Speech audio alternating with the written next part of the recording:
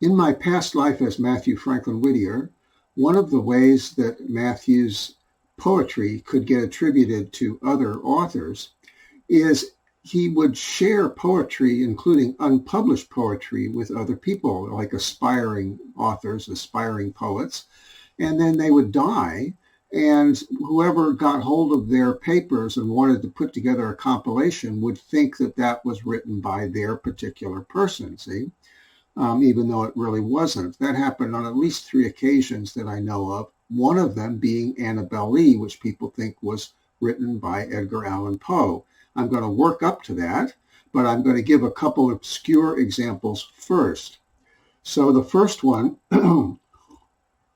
is by an author, a local Portland area author named Charles Carroll Loring, who was quite a bit younger than Mathew, and he was very much like Mathew in some ways. He was a sensitive fellow who was precociously bright and kind of a prodigy, I think. And his poetry appears in the Portland Transcript, Portland, Maine, where I am now, in the early 1860s, and he signed Oxford. And the way I came across this was I noticed quite early on, I knew that Mathew wrote the Ethan Spike series, and I noticed that right above several of these Ethan Spike letters, satirical letters, would be poetry assigned Oxford. And I could swear that 1 or 2 of them were Mathew's. One of them has to do with reincarnation, actually, which Mathew probably believed in by that time. One of them is a poem missing Abby, his wife Abby, if I'm not mistaken, after her death. And it's called In Meum Cor, INMEUMCOR, which I believe is Latin for In My Heart. And I read it and it made me cry. And actually, if I read it, it'll still make me cry. And I felt especially that I recognized the opening situation with him kind of sitting in the stormy autumn, cloudy weather out in a field, a desolate field somewhere, thinking about Abby, and concluding that she was with him in spirit in his heart. See? Now there's another scene in there where it talks about them saying goodbye, and they're on a porch and they're looking out over the lights of the town. Well, I couldn't place that at all in Mathew's life, or at least I certainly didn't feel like I recognized it, although there is one circumstance in which it could have happened when she went away for several months to convalesce, hopefully from consumption, which ultimately wasn't successful. It could have been that he's thinking of. It could have been written before she died, possibly when he was just missing her. There's another poem like that. But anyway, I looked at that poem and I said, that's got to be me. The way I'm reacting, I'm just, because past life emotions come right on through, and they were coming through big time with this poem. So, when I looked up Oxford, I found that it was attributed to this fellow, James Carroll Loring. So it wasn't Mathew's poem, ostensibly. And you look at his other poems and there's nothing really in that style. There's nothing really like that. And there's nothing in his personal life that would fit it either. We don't know anything about a lost love for him. What happened with him was that he married literally on his deathbed. And so far as I know, that was his only big major relationship. See, so it doesn't fit for him personally. And the style and subjects of his other poetry, nature and horses and whatever else, doesn't fit with these. So then there's a prose piece, like a little essay that's signed with the same signature that has to do with writing diaries, journals. And for all the world, it looks as though something that an older man like Mathew had written to him in a letter, and he had literally lifted it and put that piece of advice in an essay and signed it. So what I think is that these two had a kind of a relationship where Mathew was okay with him publishing some of Mathew's work. And he's had that kind of relationship with Benjamin Penhallow Shillaber, who created the Mrs. Partington character. I can prove that. So he would kind of work with people like that sometimes. There are people who took advantage of that and literally published his unpublished work as their own. I don't think that's what James Carroll Loring did. I think it was kind of like, can I use this? And he says, sure, you can use it, that kind of thing. Or he even preferred that it was laundered through this person in a sense, because it couldn't be traced back to him and Abby. There's some strange things going on. I can't prove this, but this poem, En Miam Cor, sits right smack above an Ethan Spike story in the November 7, 1863 edition, which I will show on the screen. When the autumn winds are high and moan on the open down, and murky clouds in the sky fly over the forest brown, when afar on the lonesome hill hover flocks of discordant crows, and the lakelet, dark and chill, with a deeper mystery glows, and you sit by yourself alone, do you think of the autumn drear? Do you think of the winds that moan, of the meadow ghastly and sere? Oh no, not of these do I dream, but of hours that swiftly sped, of the brightness on mead and stream, ere youth and its hopes had fled.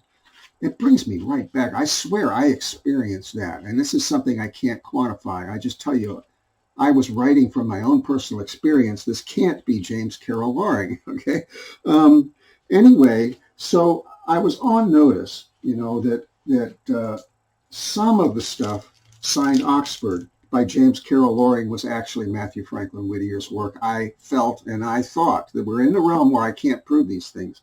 However, in this book, The Poets of Maine, there's a section, there's a whole bunch of poets in here, and there's a section on page, 475, devoted to James Carroll Loring. And there's a little biography of him and how I think it mentions how he got engaged on his deathbed, and his wife apparently was faithful to him, because she didn't change her name the whole time, like 40 years.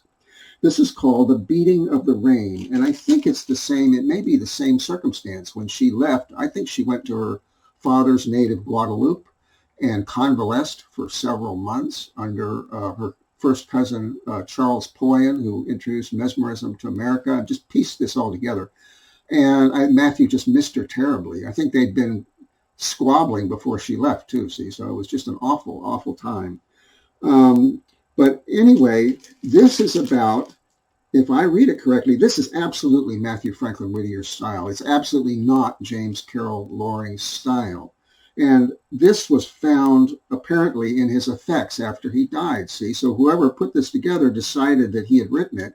And of all the poems that he wrote to represent him, they picked this out as the best, which is kind of sad in a way.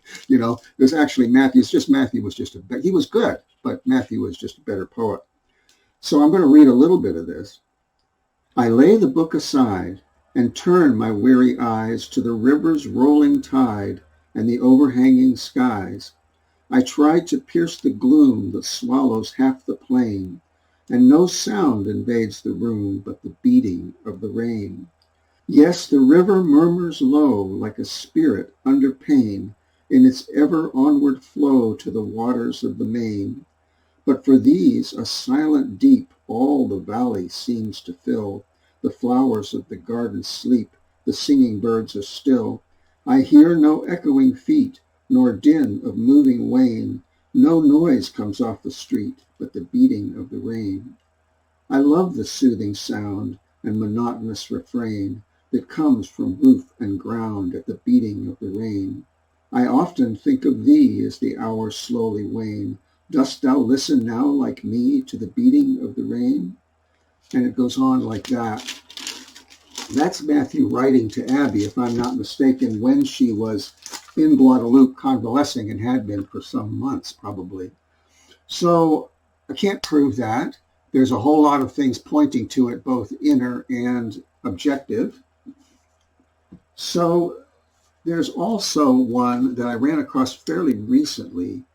It has to do with Chinese lovers, young Chinese lovers, who are thwarted by her father, and she commits suicide, and then he commits suicide afterwards. It's kind of like Romeo and Juliet in that sense. It's called Hyson and Bohea, which are green tea and black tea. But I found this by a very circuitous route. Now, Matthew was heavily involved in the Carpetbag, which is the humorous newspaper published, edited by Benjamin Penhallow Shillaber and published in around 1851 to 1853 and a little bit thereafter in smaller versions. Matthew had a very heavy presence in that paper. He collaborated with Shillaber. They were personal friends. He had a pretty heavy financial investment in that paper, though historians think he only contributed the Ethan Spike series. He wrote as many as 8 different pieces for each weekly edition at certain times. After that paper folded, somebody named an illustrator, kind of a hack illustrator named Samuel P. Avery, apparently got hold of all the files. Whether he purchased them or got them somehow, we don't know. But he took a whole bunch of material from the files of the defunct Carpetbag and put it together as this book. This is Mrs. Partington's Carpetbag of Fun. I believe it was published in 1854, and it has a whole bunch of pieces in it that were Matthew's. And I can tell, partly because some of them are series that he had started in the Carpetbag, and some of them I just know by style, but there's a lot of Mathew Franklin Whittier's shorter works in here. So then, 4 years later, in 1858, this same guy, and in the preface, he shamelessly admits that he's a plagiarist. He puts it in a favorable light, that these things are, borrowed and stolen and whatever, and he's quite proud of himself. And he also shamelessly imitates all the famous artists whose illustrations went with the things he stole, see.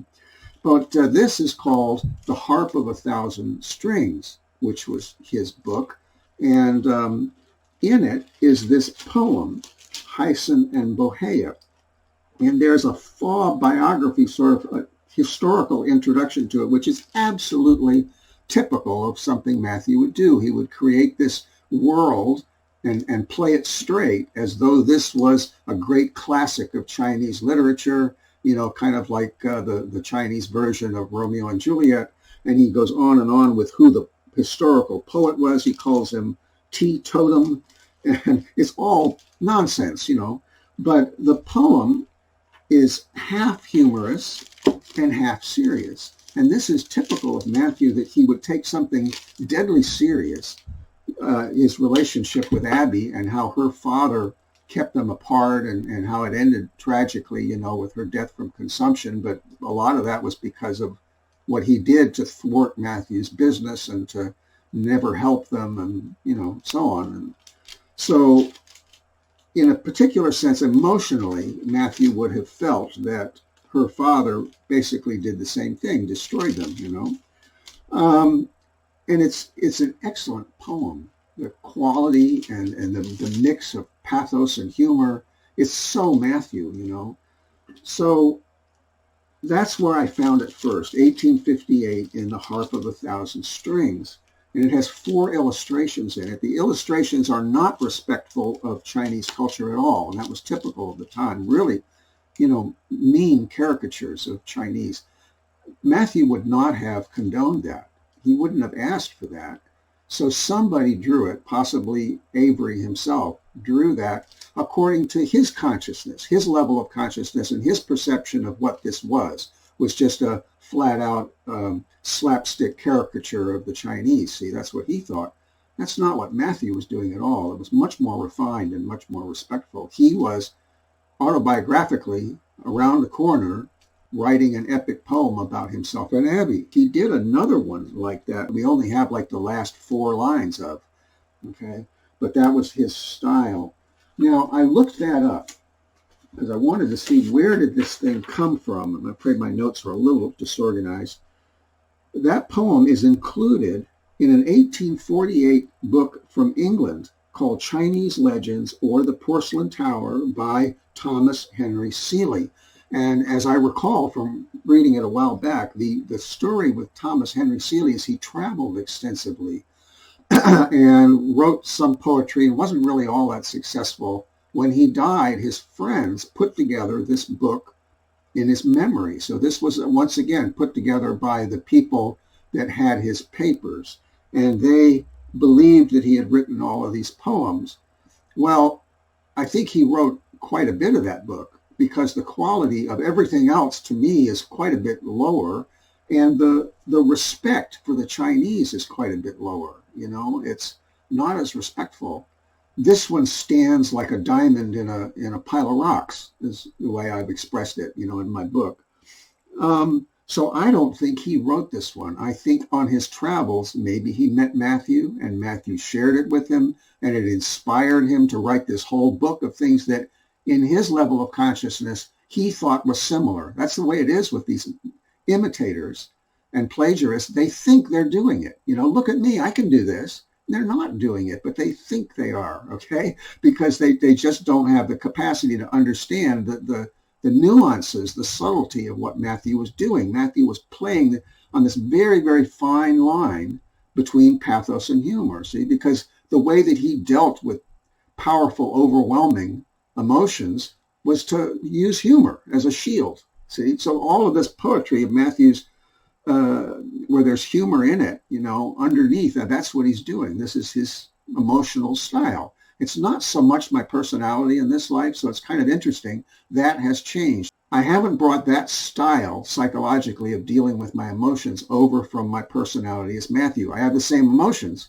but I have a master's in counseling. I've been through the training. I've learned to, face and work with my emotions as opposed to the way Matthew dealt with it. But this poem is really quite remarkable.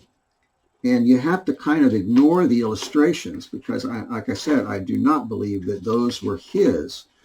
But it's the same in The Harp of a Thousand Strings. So I'm going to go to that and just read you a little bit of the opening, just to give you an idea of it.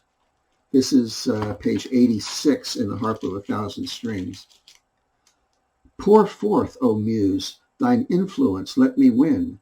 O let me draw thee, let me drink thee in. Warm thou my tongue with spirit clear and strong, and from thy kettle breathe the steam of song. Gently uplift thy dewy lid and see the fancied forms of Hyson and Bohea. I don't know how it's pronounced. Imbue my lips their mournful fates to tell, whilst flow hot streams for two that loved so well. So it's right on the edge of humorous verse, and yet this is a serious topic. Love, wondrous smith, who fashions chains from looks, and from mere eyes can form both eyes and hooks, had linked their hearts the hour that they first met, had linked their hearts with links that bound them yet. In lonely glen their constant love began, and, first by chance, oft since they met by plan. Now, there's another poem that Matthew wrote, which was published ostensibly as his own by Benjamin Penhallow Shillaber in 1873, called The Modern Syntax. And I just recently learned what that means. There was a poetic series called Dr. Syntax, or having to do with Dr. Syntax in England, previous decades. And when Matthew calls his poem The Modern Syntax, he means that he's going back and, providing another take on it. But it has to do with a Dr. Spooner in this case, and it's a philosophical poem about trying to find the meaning of life, basically. Dr. Spooner goes out and he's in search of the delectable, quote unquote, which means the purpose of life. It's written in the same style. It's the same kind of quasi-humorous and yet serious philosophical epic poem. It's the same style as this one. So I have no idea how this fellow Seeley got hold of this poem, but I'm saying it's Mathew Franklin Whittier's by style, by intuition, by everything that I've got to bear on it, except that I can't connect the dots and show that Seeley actually met Matthew and stole the poem.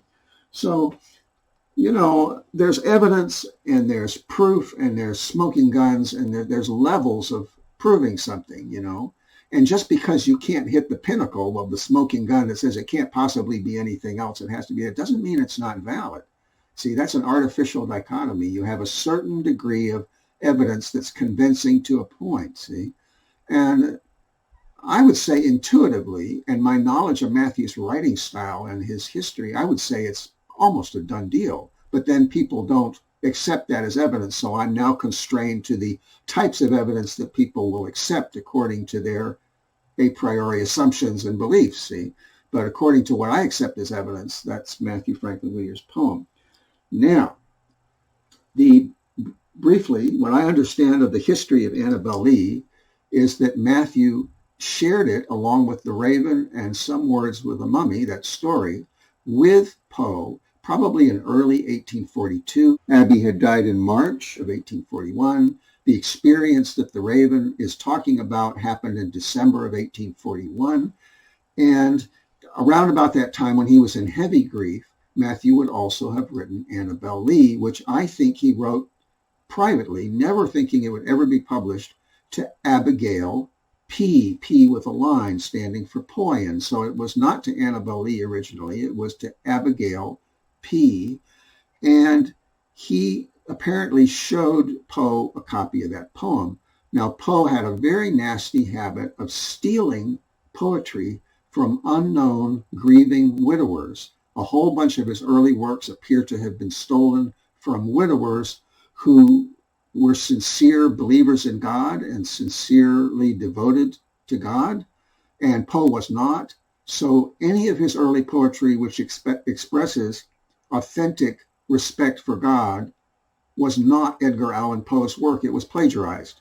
That's, unassailable logic, really, I would have to say, from my point of view, because I can tell when somebody is sincerely respectful to God and when they aren't, and Poe was not. So none of that poetry is his. So he was up to his old tricks with Mathew. Mathew was gullible. He's known to have been gullible. Even his biographer mentions it. And Mathew showed him in these poems, and he would have said, "Can I have a copy?" And Mathew would have sent him copies of these things. So Poe never published The Raven. What he did was to falsely claim it for his own right after, or actually 2 days before, Mathew's version came out in American Review. But he never published Annabel Lee in his lifetime. Apparently, he was planning on doing it. He had written out several slightly different versions in like final form and apparently getting ready to submit it for publication. I think that Mathew had warned him after Poe falsely claimed The Raven. Mathew had said, "If you dare publish this one, I will expose you." I don't think he threatened to hurt him or kill him. I think he threatened to expose him. And he meant it. He didn't want to go public because Mathew was doing undercover anti-slavery work. He had a lot of connections in the Underground Railroad. If he did challenge Poe publicly, Poe would have sued him. And then in the course of that civil proceeding, Mathew would have been required to reveal all sorts of things.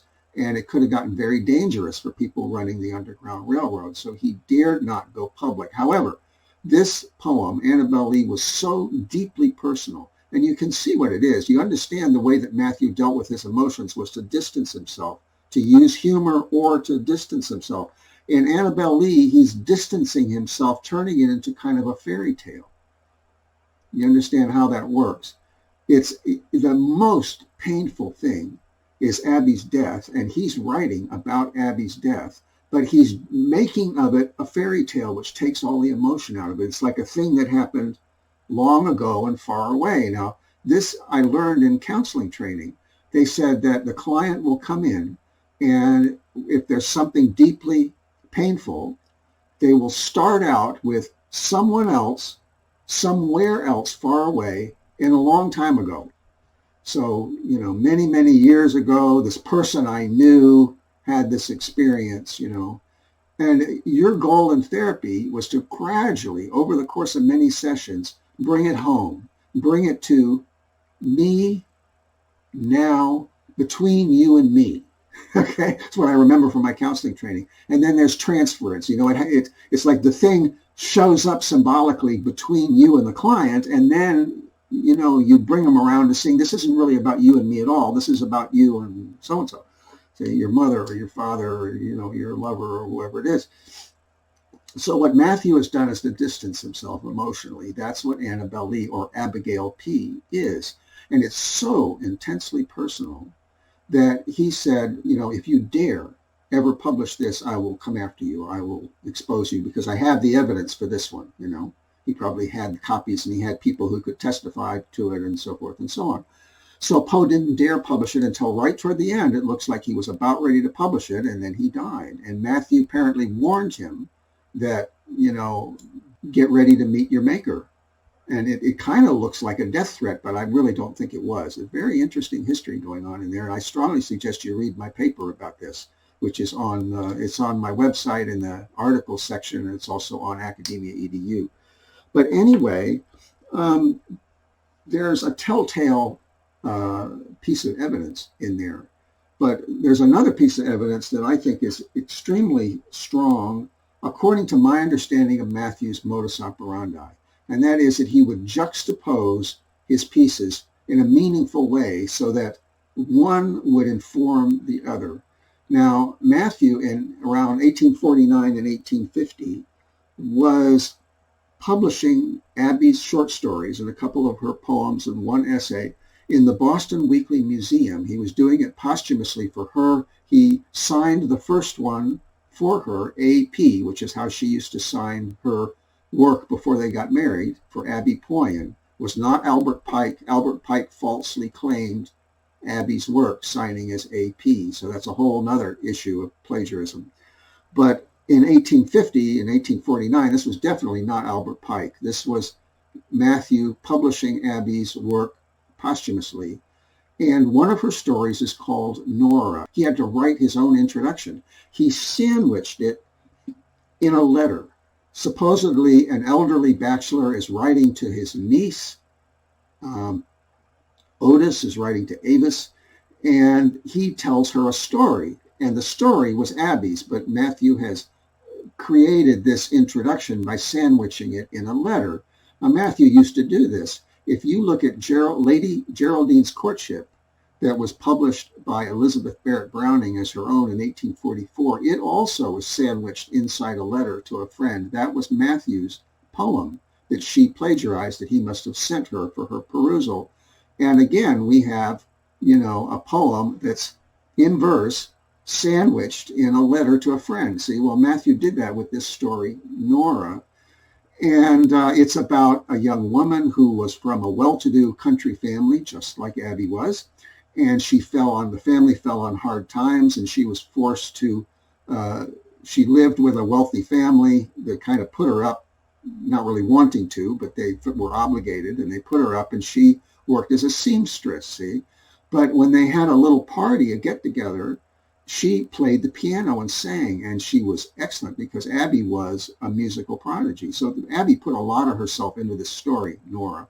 And so it's really all about Abby because when she married Matthew, she found herself in, tough financial circumstances, even though she'd been raised wealthy. It was really all autobiographical for her.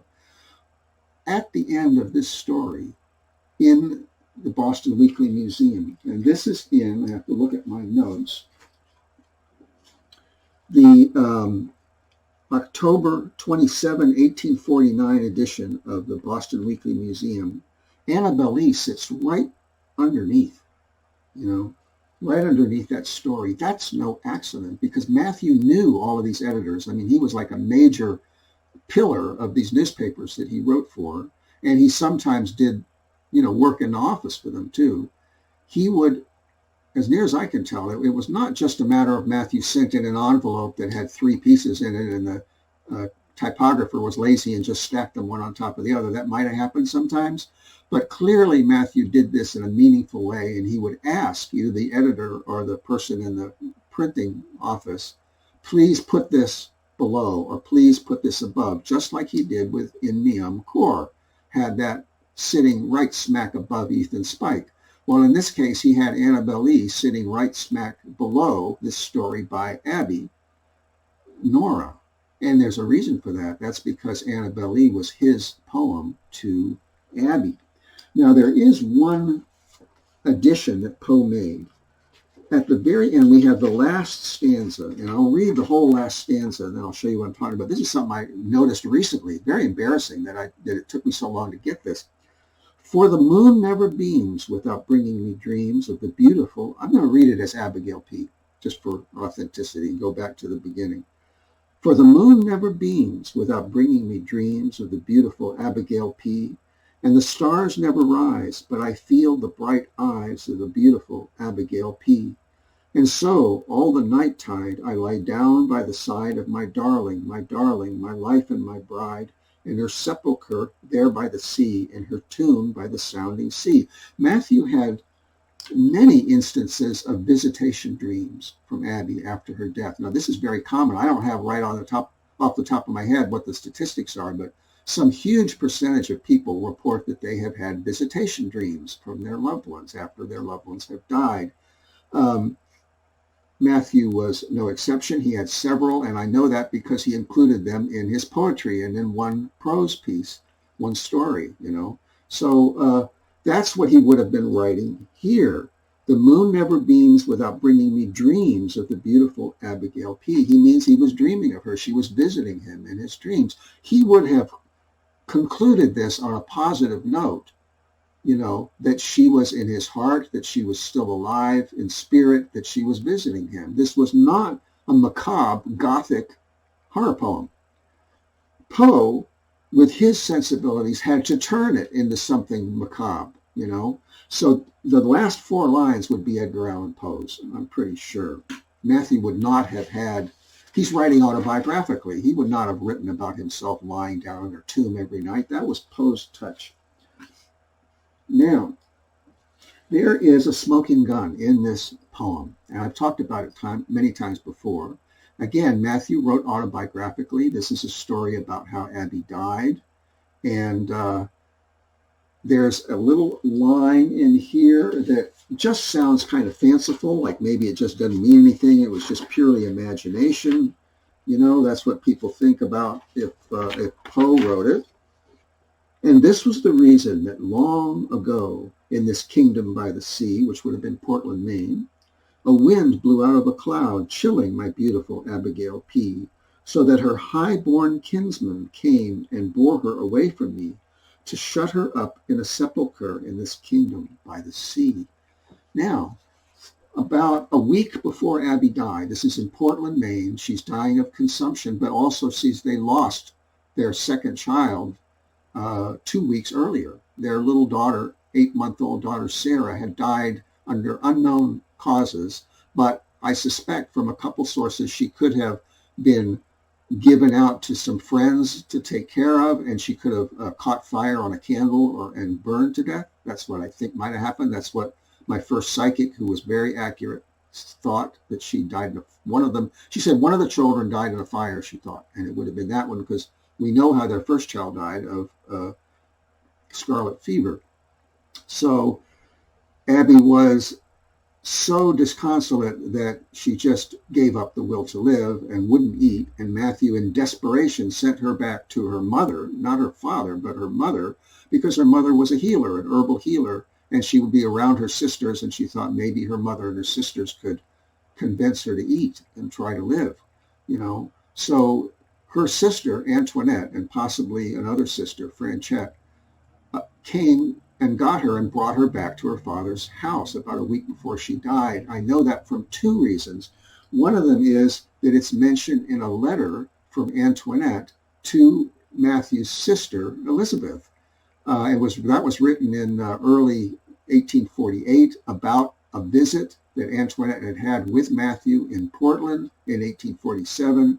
Now, Antoinette apparently thinks that Matthew lives there, and he hasn't disabused her of the notion. All he said was that, Jane wanted to go visit in Haverhill to visit Elizabeth, but she didn't because Matthew couldn't go with.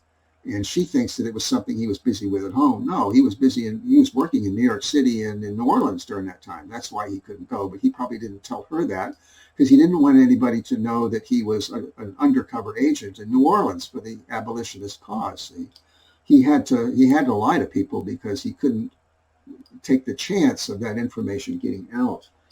But I have proof in that source that, in fact, that little detail in Annabel Lee was historically accurate for Mathew Franklin Whittier, that because her father is a marquis, therefore she was literally highborn, her sisters were literally highborn, and her highborn sister literally came and took her away a few days or a week before she died. See, so I mean, that's a pretty strong little smoking gun in there. I've never had any wow factor from that, but I'm telling you, that's a smoking gun. Then there's one other one, and that is, let's see if I have it in my notes. After Abby died, Mathew wrote a little epic poem, a humorous, like black humor type epic poem, apparently about their relationship or about Abby's life and about her death. And the editor, who was a personal friend of Mathew, Charles Parker Isley, refused to print it. And in the To Correspondence column, where he talks to people that submit things to the paper, of January 29, 1842, this is the Portland transcript, he says, and I quote, "St. Bernard," which is the signature, "is too pathetic altogether. The concluding stanza is enough to move the coldest to tears. We subjoin it as a specimen. The poem is entitled Sally Carter, the Lieutenant's Darter." Now, Mathew used the misspelling Darter, D-A-R-T-E-R. There's all kinds of pointers to Mathew's authorship. That's clearly Mathew. Now, why exactly Charles didn't want to publish it? I think because it was pretty rough on the lieutenant, which would have been Abby's father, the Marquis. And Charles didn't want to get sued, and he also didn't want Mathew. He knew Mathew wasn't in his right mind, and he didn't want Mathew to get in trouble for something that he did when he wasn't really in his right mind. So he refused to publish the poem. Bernard had to do with St. Bernard, who was, let's see, I've got it written down somewhere. Well, I don't know, but he was involved with the Knights Templar and so on. So that would have been Mathew identifying in some respect with St. Bernard. But anyway, the lines read, "A few evenings after she went up to bed, and early next morning poor Sally was dead. And when they looked arter the lieutenant's darter, they found a dead gull." So you can see what kind of poem that was. And this is Mathew's attempt to use humor to bear up under unbearable pain. Mathew used arter, A-R-T-E-R. He used lieutenant instead of lieutenant, and that would have been a representative of Abby's father, the Marquis. He used darter for daughter. He used Sally for Abby, back when he was writing for the Constellation, the Enoch Timbertoes series, and Gall for girl. That was a kind of a double meaning, they found a dead Gall. So it's all Mathew, and so was Abigail P., which Poe, being Southern, turned into Annabel Lee.